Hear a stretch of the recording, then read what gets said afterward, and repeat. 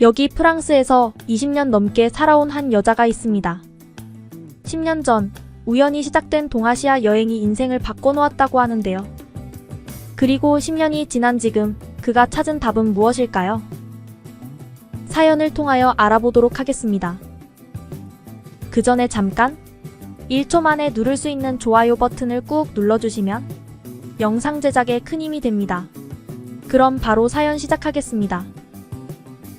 안녕하세요. 제 이름은 솔렌 마즈리라고 합니다. 프랑스 출신의 여행 콘텐츠 제작자로 지난 10년간 동북아시아를 누비며 다채로운 경험을 쌓아왔죠. 무엇보다 패션에 대한 열정이 제 삶의 원동력이에요. 유럽의 패션씬은 이미 충분히 경험했다고 생각했기에 새로운 영감을 찾아 동양으로 눈을 돌리게 되었습니다. 10년 전 한국의 동대문 디자인 플라자 개관 소식을 접했을 때 제 가슴은 설렘으로 가득 찼어요. 그 순간 저는 한국행을 결심했죠. DDP는 단순한 건물이 아닌 혁신적인 디자인의 상징이었으니까요. 이라크 출신의 영국 건축가 자하 디드와 사무종합 건축사 사무소가 손을 맞잡고 만든 이 걸작은 제게 무한한 호기심을 불러일으켰습니다. 사실 한국 방문을 결정하기 전에는 약간의 망설임이 있었어요. 페이스북이나 다른 SNS를 통해 접한 한국의 이미지가 그리 긍정적이지만은 않았거든요. 하지만 저는 항상 직접 경험하는 것을 중요하게 여겼습니다. 백문이 불여일견이라는 말이 있잖아요. 그래서 저는 용기를 내어 한국행 비행기에 몸을 실었습니다. 인천국제공항에 도착했을 때의 느낌을 아직도 생생히 기억해요. 공항 자체가 하나의 거대한 예술작품 같았습니다. 현대적이면서도 한국의 전통미가 조화롭게 어우러진 모습에 첫눈에 반해버렸어요. 입국장을 빠져나오는 순간 제 마음속에는 이미 한국에 대한 기대감이 한껏 부풀어 있었습니다. 공항에서 서울 도심으로 향하는 동안 창밖으로 펼쳐지는 풍경에 눈을 뗄 수 없었어요. 고층 빌딩들이 하늘을 찌를 듯 솟아있는 모습은 마치 미래도시에 온 것 같은 느낌을 주었습니다. 그리고 그 사이사이에 보이는 전통 한옥의 기와 지붕은 과거와 현재가 공존하는 한국의 독특한 매력을 보여주는 것 같았죠. 동대문 디자인 플라자에 도착했을 때 저는 그저 압도당할 수밖에 없었어요. 유선형의 미래지향적인 디자인은 제가 상상했던 것 이상이었습니다. 뉴욕타임즈가 이곳을 꼭 가봐야 할 세계 명소 52곳 중 하나로 선정한 이유를 단번에 이해할 수 있었죠. DDP는 단순한 건축물이 아니었어요. 그것은 동대문 지역 전체에 새로운 생명을 불어넣은 촉매제였습니다. 주변 상권의 매출이 15%에서 25% 증가했다는 얘기를 들었을 때 저는 건축이 어떻게 도시의 경제와 문화에 영향을 미칠 수 있는지 실감할 수 있었죠. 유동인구 또한 10% 증가했다는 사실은 이 장소가 얼마나 많은 사람들의 관심을 끌고 있는지를 잘 보여주는 것 같았어요. 그날 밤 호텔방에 누워 천장을 바라보며 저는 제가 한국에 대해 가졌던 선입견들이 얼마나 잘못되었는지 깨달았습니다. SNS를 통해 본 한국의 모습은 그저 빙산의 일각에 불과했던 거죠. 직접 경험해보니 한국은 전통과 현대가 조화롭게 어우러진 무한한 가능성의 나라였습니다. 한국에 도착한 첫날부터 이 나라의 독특한 매력에 푹 빠져들었어요. 제가 프랑스에서 경험했던 것과는 전혀 다른 세계였죠. 특히 한국인들의 성격이 정말 흥미로웠어요. 처음에는 이해하기 어려웠지만 시간이 지나면서 그들의 이중적 성격이 매력적으로 다가왔습니다. 거리를 걸으면서 처음 본 한국인들의 모습은 다소 차가워 보였어요. 혼자 다니는 사람들의 표정은 무표정하고 주변과 단절된 듯한 인상을 주었죠. 프랑스에서는 거리에서 미소 짓는 사람들을 자주 볼 수 있는데 이곳은 달랐어요. 처음에는 이런 모습에 당황스러웠지만 곧 이것이 그들의 방식이라는 걸 깨달았습니다. 하지만 정말 놀라운 건 그들이 친구나 가족과 함께 있을 때의 모습이에요. 마치 다른 사람이 된 것처럼 밝고 활기찬 표정으로 바뀌는 걸 보고 깜짝 놀랐죠. 처음에는 소심하고 말이 없던 사람들이 친해지면 180도 달라지는 모습을 보며 한국인들의 복잡한 내면 세계를 엿볼 수 있었습니다. 한국인들의 유머 감각도 정말 인상 깊었어요. 프랑스의 유머가 주로 풍자와 아이러니에 기반한다면 한국의 유머는 언어 유희와 말장난이 주를 이루는 것 같았어요. 처음에는 이해하기 어려웠지만 점점 그들의 유머에 익숙해지면서 그 새로움과 영리함에 빠져버렸습니다. 한국어를 배우면서 이런 언어 유희를 이해하게 될 때마다 마치 비밀 코드를 해독한 것 같은 즐거움을 느꼈어요. 그리고 한국의 밤 문화는 정말 놀라웠어요. 프랑스의 파리도 밤의 도시로 유명하지만 서울의 밤은 그야말로 다른 차원이었죠. 해가 지고 나면 오히려 더 활기차지는 거리들, 밤늦게까지 불이 꺼지지 않는 상점들, 24시간 영업하는 식당들은 마치 도시 전체가 잠들지 않는 것 같았어요. 특히 인상 깊었던 건 포장마차 문화예요. 늦은 밤, 거리 곳곳에 자리 잡은 포장마차에서 사람들이 모여 술을 마시고 이야기를 나누는 모습이 너무나 정겨워 보였죠. 프랑스에서는 상상도 할 수 없는 광경이었어요. 처음에는 위생 문제가 걱정되기도 했지만 직접 경험해보니 그 독특한 맛과 분위기에 완전히 빠져들고 말았습니다. 한국의 술 문화도 정말 특별했어요. 프랑스에서는 와인을 천천히 음미하며 마시는 것이 일반적인데 한국에서는 소주를 단숨에 마시는 모습이 충격적이면서도 흥미로웠죠. 건배를 외치며 잔을 부딪히고 서로의 잔을 채워주는 모습에서 한국인들의 정을 느낄 수 있었습니다. 시간이 지날수록 처음에 느꼈던 한국인들의 차가운 인상은 완전히 바뀌었어요. 그들의 겉모습 뒤에 숨겨진 따뜻함과 정을 발견하게 되었죠. 낯선 이에게 길을 물으면 자신의 일을 제쳐두고 직접 안내해주는 모습, 식당에서 처음 본 외국인에게 음식을 나눠주는 모습같이 이런 경험들을 통해 한국인들의 진정한 모습을 알게 되었습니다. 한국에서의 매 순간이 새로운 발견의 연속이었어요.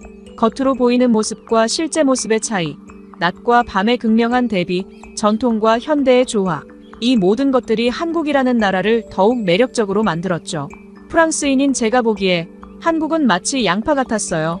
껍질을 벗길 때마다 새로운 면모가 드러나는 것이 더욱 흥미진진하고 매력적인 나라였습니다. 한국에서의 놀라운 경험들로 인해 자연스럽게 주변 국가들에 대한 호기심이 생겼어요. 특히 일본과 중국에 대해 더 알고 싶어졌죠. 그 중에서도 일본이 먼저 눈에 띄었어요. 한국과 지리적으로 가깝고 문화적으로도 비슷한 점이 있을 거라 생각했거든요. 그래서 다음 목적지로 일본을 선택했습니다. 일본에 도착한 첫날, 공항에서부터 한국과는 사뭇 다른 분위기를 느낄 수 있었어요. 모든 것이 조용하고 정돈되어 있었죠. 처음에는 이런 평화로운 분위기 같았지만 너무 정적인 느낌이라서 마치 시간이 멈춘 듯한 느낌까지 들었어요. 그래서 죽은 나라처럼 보인다는 인상을 받았죠. 거리는 조용하고 사람들의 표정은 무표정했어요. 한국의 활기찬 모습과는 대조적이었습니다. 특히 일본의 밤 문화는 한국과 너무나 달랐어요. 한국에서는 밤이 되면 오히려 거리가 더 활기차졌는데 일본은 정반대였습니다. 해가 지면 대부분의 상점들이 문을 닫고 거리는 조용해졌죠. 밤 10시만 되어도 마치 깊은 산속에 온 것 같은 고요함이 느껴졌어요. 이런 모습에 처음엔 당황스러웠지만 점차 일본만의 독특한 정서를 느낄 수 있었습니다. 일본인들과 교류하면서 더욱 놀랐어요. 한국인들은 처음엔 소심해 보여도 친해지면 180도 달라졌는데 일본인들은 친해진 후에도 여전히 소극적이었습니다. 그들만의 독특한 유머 코드도 이해하기 어려웠죠. 간신히 농담을 이해했다고 생각하면 또 다른 난관에 부딪혔어요. 이런 경험들이 쌓이면서 일본 문화에 대한 벽을 느꼈고 한국에서 느꼈던 따뜻함이 그리워지기 시작했습니다. 일본의 혼자 문화도 인상적이었어요. 식당들은 대부분 1인 좌석으로 구성되어 있었고 오타쿠 문화가 발달해 있었는데요. 오타쿠는 원래 집을 뜻하는 일본어인데 현대에는 특정 취미에 깊이 빠진 사람들을 지칭하는 말로 쓰여요. 이런 문화는 개인의 취향을 존중한다는 점에서 긍정적이지만 한편으로는 사회적 고립을 초래할 수 있다는 생각이 들었습니다. 일본에서의 경험은 흥미로웠지만 동시에 한국이 더욱 그리워지는 계기가 되었어요. 한국의 활기찬 거리, 따뜻한 인심, 밤늦게까지 이어지는 술자리 문화가 생각났죠. 일본의 조용하고 체계적인 모습도 매력적이었지만 어딘가 생동감이 부족하다는 느낌을 지울 수 없었어요. 이쯤에서 저는 고민에 빠졌어요. 동아시아 여행을 이대로 마무리해야 할까?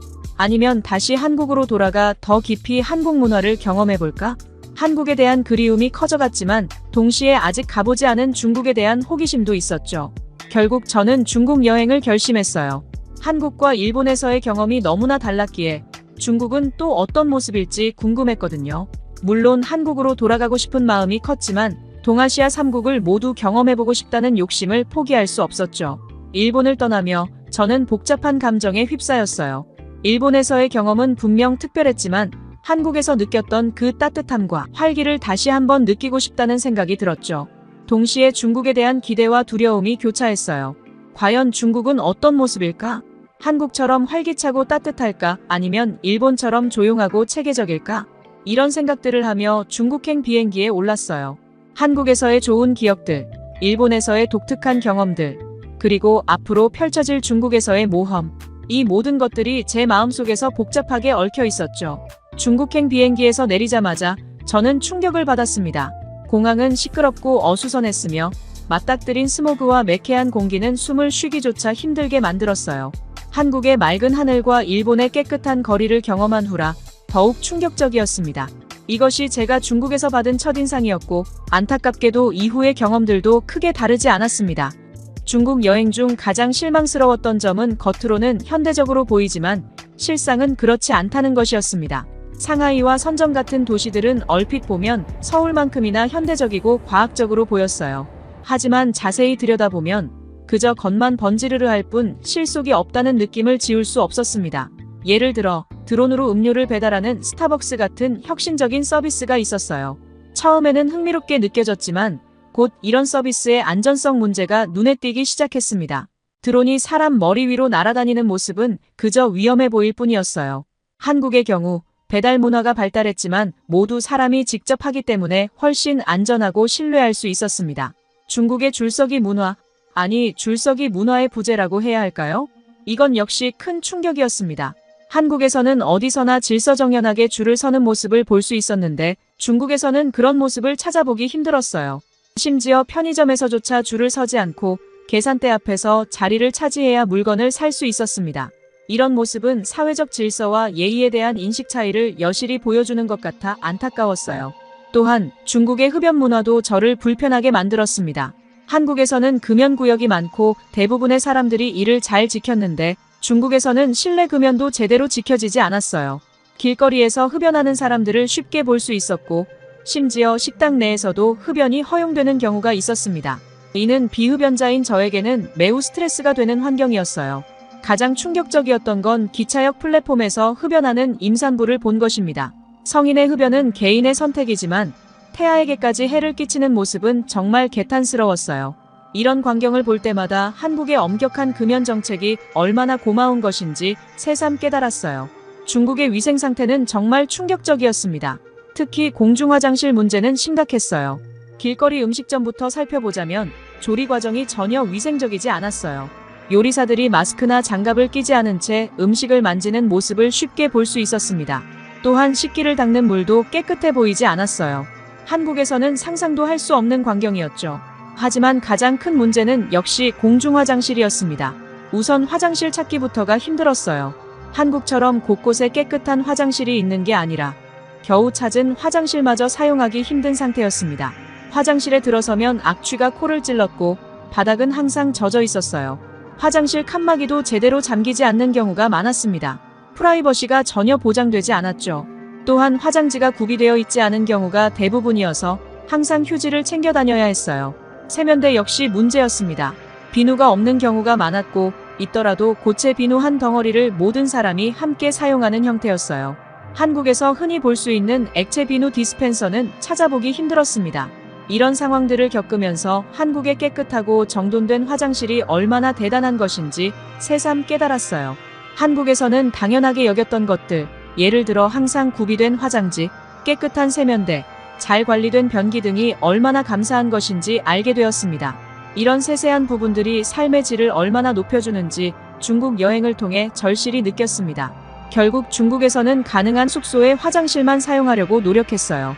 외출 시에는 화장실 가는 것을 최대한 참았고 어쩔 수 없는 경우에는 고급 호텔이나 대형 쇼핑몰의 화장실을 찾아 헤매기도 했습니다. 이런 경험들로 인해 한국의 공중화장실 문화가 얼마나 선진적인지 다시 한번 인식하게 되었어요. 중국의 이러한 모습들은 제가 한국에서 경험했던 것들과 너무나 달랐습니다. 한국의 질서 정연함, 효율성, 그리고 타인을 배려하는 문화가 얼마나 소중한 것이었는지 새삼 깨달았어요. 반면 일본과 비교했을 때 중국은 활기찬 면에서는 일본보다 나았지만 그 활기참이 때로는 무질서함으로 이어지는 것 같아 아쉬웠습니다. 중국에서의 경험은 제게 큰 충격이었어요. 어쩌면 중국에 적응하기 위해서는 어릴 때부터 그곳에서 자라야 했을지도 모른다는 생각이 들었습니다. 현대화를 추구하는 모습은 보였지만 그 과정에서 놓치고 있는 것들이 너무 많아 보였어요. 실용성 없는 과시적인 기술, 무질서한 사회 문화, 그리고 환경에 대한 무관심 등이 제 눈에 띄었습니다. 이러한 경험들을 통해 저는 각 나라의 문화와 사회 시스템이 얼마나 다른지, 그리고 그것이 일상생활에 어떤 영향을 미치는지 깊이 이해하게 되었어요. 동시에 한국의 장점들을 더욱 선명하게 인식하게 되었습니다. 중국 여행은 제게 문화적 충격이었지만 동시에 값진 학습 경험이기도 했습니다. 세 나라를 모두 경험한 후 저는 각국의 특징을 비교해보지 않을 수 없었습니다. 특히 배달 문화, 줄서기 문화, 도시 환경 등에서 뚜렷한 차이점을 발견했어요. 먼저 배달 문화에 대해 이야기해보자면 한국의 배달 문화는 정말 놀라웠어요. 어떤 음식이든 어느 시간에든 배달이 가능했죠. 저녁 11시에 치킨이 먹고 싶다고요? 문제 없습니다. 30분 안에 따끈따끈한 치킨이 문 앞에 도착할 거예요. 어떤 음식이든 어느 시간에든 배달이 가능했죠. 치킨, 피자는 물론이고 심지어 편의점 물품까지 배달해주는 모습에 감탄했습니다. 이는 바쁜 현대인의 라이프 스타일에 완벽하게 부합하는 시스템이었어요. 반면 일본은 배달 문화가 그다지 발달하지 않았어요. 대신 직접 가서 사는 문화가 강했죠. 처음에는 불편하다고 생각했지만 시간이 지나면서 이런 문화에도 장점이 있다는 걸 깨달았습니다. 음식점을 직접 방문하면서 일본의 거리 풍경을 감상할 수 있었고 현지인들과 어울릴 기회도 많았거든요. 하지만 피곤할 때 음식을 배달시킬 수 없다는 점은 여전히 아쉬웠습니다. 중국의 경우 배달 문화에 있어서 혁신적인 시도를 하고 있었어요. 드론으로 음료를 배달한다니 정말 미래지향적이죠. 하지만 실제로 경험해보니 실용성이 많이 부족했습니다. 드론이 사람 머리 위로 날아다니는 모습은 위험해 보였고 실제로 안전사고도 있었다고 해요. 혁신은 좋지만 안전과 실용성을 무시한 채 무작정 새로운 기술을 도입하는 것은 문제가 있어 보였습니다. 줄서기 문화도 세 나라가 확연히 달랐어요. 일본에서도 어디를 가든 질서정연하게 줄을 서는 모습을 볼 수 있었습니다. 지하철을 기다릴 때도 인기 있는 라멘집 앞에서도 사람들은 조용히 줄을 서서 기다렸죠. 이런 모습은 정말 인상적이었지만 때로는 너무 경직된 느낌이 들기도 했어요. 한국의 경우도 줄서기 문화가 잘 정착되어 있었습니다. 특히 인기 있는 음식점 앞에서 줄을 서서 기다리는 모습은 흔했어요. 이런 모습을 보면서 한국인들의 맛집 사랑을 느낄 수 있었죠. 줄을 서서 기다리는 동안 사람들과 대화를 나누며 정보를 교환하는 모습도 인상적이었습니다. 하지만 중국에서는 줄서기 문화를 거의 볼 수 없었어요. 이런 모습은 처음에는 충격적이었고 적응하는데 꽤 오랜 시간이 걸렸어요. 사회적 질서와 타인에 대한 배려가 부족하다는 느낌을 지울 수 없었습니다. 도시 환경 측면에서 세 나라는 각기 다른 특징을 보였습니다. 한국의 서울은 현대적이면서도 전통이 조화롭게 어우러진 도시였어요. 고층 빌딩 사이로 보이는 한옥의 모습, 첨단 기술과 전통 문화의 공존이 매력적이었습니다. 밤에도 활기찬 거리, 24시간 운영되는 가게들이 서울을 살아있는 도시로 만들었어요. 이런 모습을 보며 저는 도시의 생동감과 에너지를 온몸으로 느낄 수 있었습니다. 중국의 선전은 겉으로 보기에는 서울만큼이나 현대적으로 보였습니다. 하지만 자세히 들여다보면 과장된 면이 많았어요. 높은 빌딩들은 있었지만 그 안의 내용물은 비어있는 경우가 많았습니다. 화려한 외관에 비해 실용성이 떨어지는 시설들이 많았고 이는 도시의 진정한 발전이 아닌 것 같아 아쉬웠어요. 이런 모습을 보며 저는 허탈감을 느꼈습니다. 겉으로는 화려해 보이지만 그 안은 공허하다는 느낌이 들었어요. 마치 화려한 포장지로 싼 빈 선물 상자 같았습니다. 일본의 도시들은 정돈되고 체계적이었지만 한편으로는 활기가 부족해 보였어요. 깨끗하고 조용한 거리는 좋았지만 때로는 너무 조용해서 답답함을 느꼈습니다. 밤이 되면 대부분의 상점들이 문을 닫아 거리가 텅 비는 모습은 한국의 활기찬 밤문화와 대조적이었죠. 이런 모습을 보며 저는 마치 시간이 멈춘 듯한 느낌을 받았습니다. 그 속에서 사람들의 열정과 에너지를 느끼기 힘들었어요.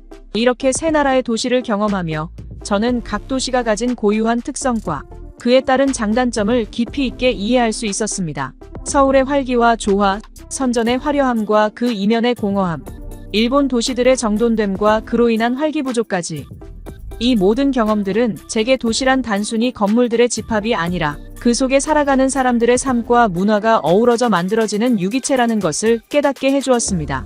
마지막으로 문화적 측면에서의 차이점은 정말 흥미진진했습니다. 한국 문화는 마치 활화산처럼 끊임없이 새로운 에너지를 뿜어내고 있었어요. K-팝의 경우 BTS나 블랙핑크 같은 그룹들이 전 세계를 열광시키고 있었죠. 이들의 퍼포먼스는 단순한 노래와 춤을 넘어서는 예술이었어요. 한국 드라마 마찬가지였습니다. 오징어 게임이나 기생충 같은 작품들이 전 세계적으로 인정받는 것을 보며 한국인들의 창의성과 스토리텔링 능력에 감탄했어요. 반면 일본 문화는 마치 고요한 정원 같았습니다. 애니메이션이나 게임 문화는 세계적으로 유명하지만 그 외의 분야에서는 국제적인 영향력이 한국에 비해 떨어지는 것 같았어요. 일본의 전통 문화는 아름답고 섬세했지만 현대 문화는 너무 내향적이어서 외국인이 이해하기 어려운 부분이 많았습니다. 중국은 5,000년의 역사와 전통은 정말 놀라웠지만 현대 문화는 어딘가 모방적이고 창의성이 부족해 보였어요. 예를 들어 중국의 영화나 드라마는 자국 내에서는 인기가 있어도 국제적으로는 한국이나 일본만큼의 영향력을 갖지 못하죠. 또한 정부의 강한 검열로 인해 예술가들의 표현의 자유가 제한되는 것도 영향이 있어요. 한국 문화의 가장 큰 매력은 전통과 현대의 조화였는데 한복을 입은 사람들이 최신 스마트폰을 사용하는 모습, 고궁 앞에서 K-팝 댄스를 추는 젊은이들의 모습 등이 인상적이었어요. 이러한 모습들은 한국 문화의 유연성과 적응력을 잘 보여주는 것 같았습니다. 결론적으로 한국 문화는 글로벌하면서도 자신만의 정체성을 잃지 않는 균형감이 돋보였어요. 반면 일본은 자국 문화에 너무 고착되어 있고 중국은 자국의 가치 있는 전통을 현대화 과정에서 소홀히 하는 것 같아 아쉬웠습니다. 이러한 경험들을 통해 저는 각 나라의 장단점을 더욱 명확하게 이해하게 되었는데 모든 나라에는 고유의 매력이 있었지만 제 개인적인 취향과 가치관에는 한국이 가장 잘 맞았어요. 한국의 현대성과 고유의 전통이 조화롭게 융합되며 기능성과 인간적인 따뜻함이 균형을 이루는 모습. 그리고 세계를 향한 개방적인 태도가 제 마음을 사로잡았습니다. 이제 저는 이 여행을 마무리하고 프랑스로 돌아갈 준비를 하고 있습니다. 하지만 제 마음 한구석에는 이미 다시 한국을 방문하고 싶다는 생각이 자리 잡고 있어요. 한국에서의 경험은 제 인생에 큰 영향을 미쳤고 앞으로도 계속해서 한국 문화를 공부하고 경험하고 싶다는 열망이 생겼습니다. 이 여행은 끝이 아닌 새로운 시작인 것 같아요. 제 이야기를 끝까지 들어주셔서 감사합니다. 모두 안녕히 계세요.